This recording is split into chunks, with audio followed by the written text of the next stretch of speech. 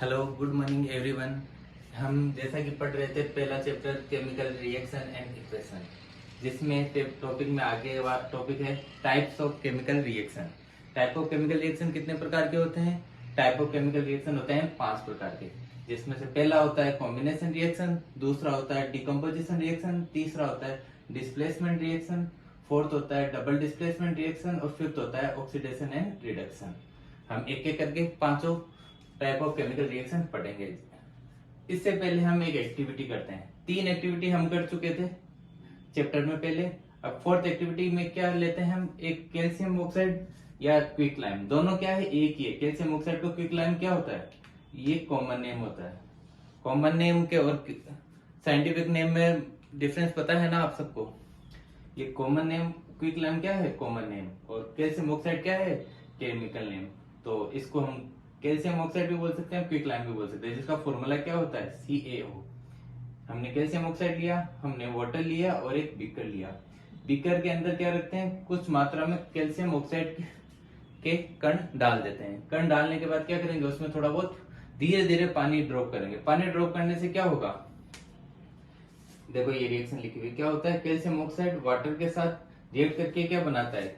Calcium slaked lime. Slaked lime को और क्या बोलते हैं? Calcium hydroxide. फॉर्मूला क्या है? Calcium hydroxide. और क्या रिलीज होता है? हीट। बहुत मात्रा में हीट रिलीज होती है। और मैंने तुम्हें कल बताया था इंडिकेट करने का, ये सॉलिड फॉर्म में, ये लिक्विड फॉर्म में होता है और ये एक्वस। एक्वस का मतलब क्या होता है? सॉल्यूशन। सॉल्यूशन को हम क्या बोलेंगे? एक्वस। और रिलीज क्या होती है? हीट। हीट रिलीज होती है। हमने कल पढ़ा था या तो हीट रिलीज होगी या हीट एब्जॉर्ब होगी। जैसे खाना पकाने में हमें हीट देनी पड़ती है, और यहाँ पे क्या होगा? जब हम दोनों को रिएक्ट कराएंगे तो हीट निकलेगी। जब हीट निकलती है तो उसको क्या बोलते हैं? Exothermic reaction. ये बात याद रखना। जब हीट रिलीज होती है तो उसको क्या बोलते हैं? Exothermic reaction. और जब हीट अपन को देनी पड़ती है तो उसको क्या बोलते हैं? Endothermic reaction. ये बात याद रखना। एंडोथर्मिक रिएक्शन बोलते हैं जब हीट अपन को देनी पड़ती है। और मतलब ऐसा समझ सकते हो, हीट जब हम रिएक्टेंट की साइड लिखते हैं तो उसको हम एक्सोथर्मिक, जिसको हम एंडोथर्मिक रिएक्शन बोलेंगे। और जब हम हीट को प्रोडक्ट साइड लिखते हैं, मतलब हीट निकलती है, तो उसको हम क्या बोलते हैं? Exothermic reaction.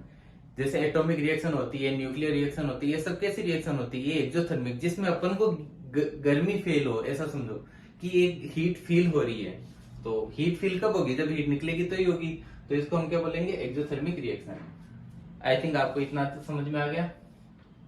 अब इस अपने क्वेश्चन आ सकता है कि स्लेट लाइम का यूज क्या है? स्लेट लाइम का यूज पूछ सकते हैं। तो स्लेट लाइम या सोडियम हाइड्रोक्साइड, दोनों में से कोई भी नाम आ सकता है। ये बात रखते ना, दोनों में से कोई भी नाम आए तो पता होना चाहिए। स्लेट लाइम और सोडियम हाइड्रोक्साइड का यूज क्या होता है? व्हाइट वॉशिंग वॉल को व्हाइट वॉशिंग करने में। समझे कैसे? घरों में देखा होगा आपने कि कारीगर पेंटिंग करने से पहले उसमें व्हाइट वॉश करता है।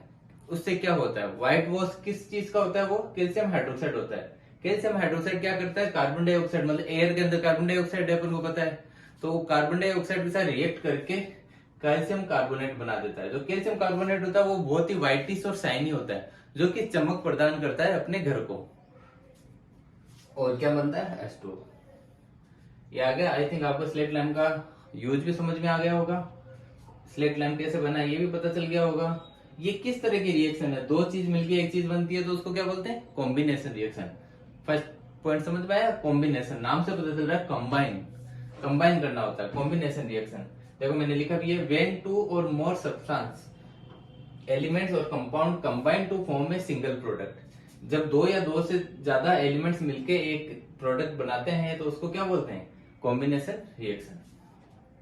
कॉम्बिनेशन रिएक्शन आ गई। और एक चीज और होती है, अपन जब फूड लेते हैं, मैंने एक्सोथर्मिक रिएक्शन का एक एग्जांपल और हो सकता है, जो कि रेस्पिरेशन। हम जब सांस लेते हैं तो सांस के थ्रू अपन क्या लेते हैं? सब होता है, अपन ऑक्सीजन लेते हैं और कार्बन डाइऑक्साइड छोड़ते हैं। असल में हम ऑक्सीजन लेते हैं और बाकी सारी गैसेस को छोड़ देते हैं।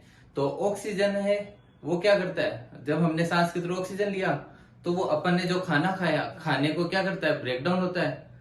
अपने बॉडी में जो केमिकल्स निकलते हैं, हार्मोन्स वगैरह, एंजाइम्स वगैरह, ये सब क्या करते हैं? अपने खाने को ब्रेक डाउन करते हैं। स्टोमक में पता होगा आपको कि HCl है, प्रीवियस क्लासों में पढ़ा होगा कि उसमें HCl होता है। तो HCl क्या करता है, खाने को ब्रेक डाउन कर देता है। अब ब्रेक डाउन करने के बाद उस खाने से क्या मिलता है अपन को, खाने के ब्रेक डाउन के बाद अपन को मिलता है ग्लूकोज। ग्लूकोज मिला, ग्लूकोज क्या करता है, ऑक्सीजन के साथ रिएक्ट करके क्या बनाता है, एनर्जी। देखो कैसे, ग्लूकोज का फॉर्मूला पता होगा, ये क्या है, C6H12O6 क्या है, ये ग्लूकोज। अपना भोजन ब्रेकडाउन हुआ, फूड के ब्रेकडाउन होने के बाद क्या मिला, ग्लूकोज।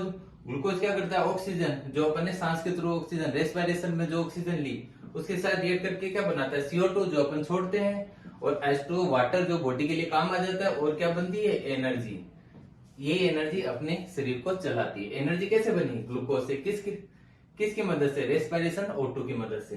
तो ये क्या हो रहा है, इसमें क्या बन रही है, एनर्जी बन रही है। मैंने बताया प्रोडक्ट साइड यदि एनर्जी मिले या बने उसको क्या बोलेंगे, एक्सोथर्मिक। और एनर्जी अपन को देना पड़े तो उसको क्या बोलते हैं, एंडोथर्मिक। आई थिंक आपको यहाँ तक समझ में आ गया होगा। ये हमने फर्स्ट कंप्लीट कर लिया, क्या, कॉम्बिनेशन रिएक्शन। अब सेकंड क्या है, डिकम्पोजिशन रिएक्शन है। इसके बारे में थोड़ा आप पढ़ना, बाकी का हम कल इसको कवर करते हैं। धन्यवाद।